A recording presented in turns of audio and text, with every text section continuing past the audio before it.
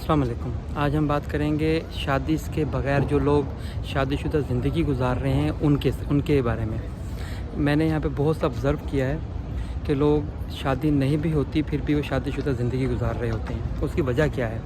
اس کی وجہ یہ ہے کہ جو ماں باپ ہیں، جو پیرنٹس ہیں، وہ بچوں کی طرف توجہ نہیں دے رہے ہیں. بچے کالج یونیورسٹی میں جاتے ہیں اور وہاں پر ان کی دوستیاں ہو جاتی ہیں. اب کیونکہ ایک سرٹن ایج کے بعد ہم سب کو پتہ ہے کہ ہمارے بلوغت ہو جاتی ہے، اور یہ جو چیز ہے خود بخود انسان کے اندر رہتی ہے، چاہے وہ میل سائیڈ ہے چاہے وہ فیمیل سائیڈ ہے. ہوتا کیا اس کے اندر کہ یہ بچے جب اپنے گھروں میں اپنے والدین کو کہتے ہیں کہ جی ہمیں شادی کرنی ہے، تو آگے سے جواب کیا ملتا ہے ان بچوں کو کہ جی ابھی آپ کی بڑی بہن بیٹھی ہے، بڑا بھائی کی ابھی شادی نہیں ہوئی، تو ہاؤ پاسبل کہ ہم آپ کی شادی کر دیں. ٹھیک ہے، یا یہ ہماری ذات برادری کا نہیں ہے، یا یہ ہم اونچی برادری سے تعلق رکھتے ہیں. تو یہ وہ ساری کی ساری چیزیں ہیں جو کہ بہت زیادہ اس میں کاؤنٹ کی ہوتی ہیں، جس کی وجہ سے شادی نہیں ہو پاتی لوگوں کی، اور لوگ بدکاری کی طرف زیادہ مائل ہونا شروع ہو گئے ہیں. تو میں نے آبزرو کیا کہ لوگ جو ماں باپ ہیں اسپیشلی بچوں کو مہنگا موبائل نہیں دلائیں گے کہ کہیں ہمارا بچہ خراب نہ ہو جائے، ہماری بچی خراب نہ ہو جائے. ٹھیک ہے، ان کو اچھی کالج یونیورسٹی میں بھیج دیں گے، بڑی مہنگی تعلیم دلا دیں گے، لیکن یہ چیز نہیں کریں گے، ان کو یہ والے اخراجات نہیں کریں گے. میں نے آبزرو کیا ہے، میں ایک مرتبہ یہاں شمالی علاقہ جات میں پاکستان میں گیا ہوں سیر کرنے کی، گھر سے جس ہوٹل میں ٹھہرا ہوا تھا. تو ایک دن ہم صبح وہاں سے نکل رہے تھے، تو میرے سامنے والے کمرے میں سے ایک کپل نکلا، ینگ کپل تھا. تو مجھے دیکھ کر تھوڑے شرمندہ ہوئے، نظریں جھکائی اور چپ کر کے وہاں سے وہ لوگ چلے گئے. وہ ایکچولی میرے اسٹوڈنٹ تھے. میں ان کو دیکھ کر بڑا حیران ہوا کہ یار یہ کیا پاسبل ہے کہ یہ لوگ تو میرے اسٹوڈنٹ ہوا کرتے تھے، یہ مجھے بغیر دیکھے اور اس طرح نظر جھکا کر چلے گئے ہیں. تو کچھ دنوں کے بعد جب ہم لوگ واپس آئے تو وہ جو کپل تھا وہ لوگ دونوں میرے آفس میں آئے اور سر جھکا کر بیٹھ گئے، اور کافی دیر تک بیٹھے رہے. میں بھی کچھ نہیں بولا، مجھے پتا تھا کہ ان کو ندامت ہے، بیچارے شرمندگی محسوس کر رہے ہیں. تو اس کے بعد تھوڑی دیر کے بعد انہوں نے اپنی زبان کھولنا شروع کی اور انہوں نے بولنا شروع کیا کہ سر ایکچولی ہم دونوں ایک دوسرے سے محبت کرتے ہیں، ایج نہیں ہے، لیکن کیا کہہ سکتے ہیں کہ ہمیں اس چیز کی ضرورت فیل ہوئی. ہم نے گھر میں بات کی تو ہمیں گھر میں سے یہ جواب ملا کہ جی نہیں، وہ ہماری ذات برادری کا نہیں ہے لڑکا ہے، وہ لڑکی ہماری ذات برادری کی نہیں ہے. ٹھیک ہے، تو اس طرح کی چیزیں ہمیں فیس کرنا شروع کی. ہم نے بہت زور لگایا کہ نہیں، تو پھر ہمیں یہی نظر آیا کہ کوئی بات نہیں، اگر آپ ہماری شادی نہیں کریں گے، شادی شدہ زندگی ہمیں بھی گزارنی آتی ہے. تو یہ وہ چیزیں ہوئیں ہمارے ساتھ. تو مجھے بڑا افسوس ہوا ان والدین کے اوپر کہ کیوں نہیں اپنے بچوں کی طرف اس طرح توجہ دیتے. بہرحال کچھ دنوں کے بعد میں اپنے کولیگ کو ساتھ لے کر ان دونوں بچوں کے گھروں میں باری باری گیا اور ان کے والدین کو کنونس کرنے کی کوشش کی.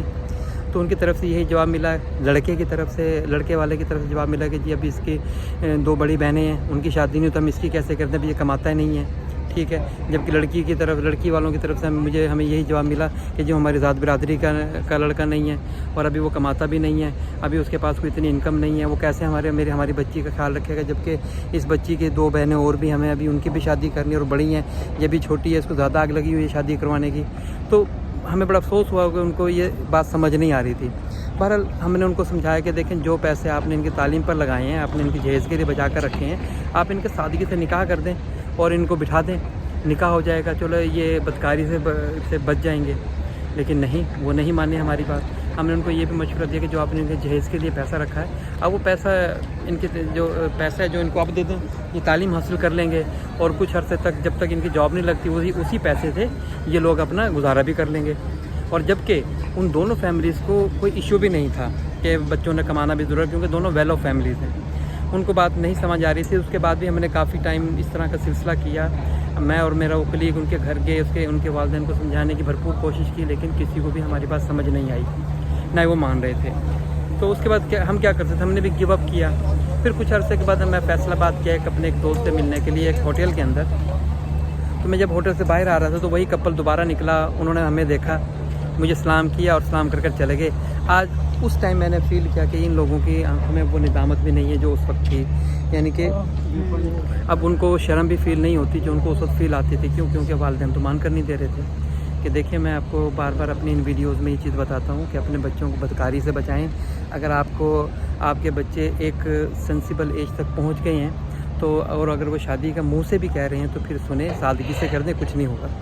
ٹھیک ہے. آپ کو کیوں یہ بھول جاتے ہیں کہ ایک صحابی تھے, ان کی شادی کا مسئلہ آیا تو ان سے پوچھا گیا تھا آپ حق مہر میں جہیز میں یا اس میں حق مہر میں کیا دے سکتے ہیں. انہوں نے کہا میرے پاس تو کچھ بھی نہیں ہے. تو ان سے یہ پوچھا گیا کہ تمہیں کچھ 10 صورتیں یاد ہیں؟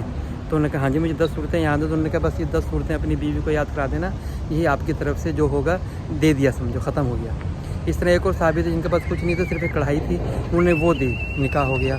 تو اب یہاں پر میں اب یہ کہوں گا آپ لوگوں کو کہ ان چیزوں کو سمجھیں کہ ہم کتنی ہائی لیول پر ہوتے تھے, لوگ ہمیں جانتے تھے, ہم مسلمانوں کا تو یہ میراث رہی ہے کہ ہم نے ان چیزوں کو اہمیت نہیں دی. لیکن آج ہم پتہ نہیں کن چکروں میں گھس گئے ہیں, بچے ہماری ریاکاری کی طرف, بدکاری کی طرف جا رہے ہیں. میرے اس میسیج کو آپ ضرور اپنے دوست احباب کی طرف سینڈ کریں, ان کو بتائیں تاکہ اس سے کوئی معاشرے میں کوئی اویئرنیس آئے, لوگوں کو سمجھ بوجھ آئے, تاکہ وقت پر بچوں کی شادی کی جا سکے. اپنا خیال رکھیے گا. اگلے ویڈیو تک السلام علیکم.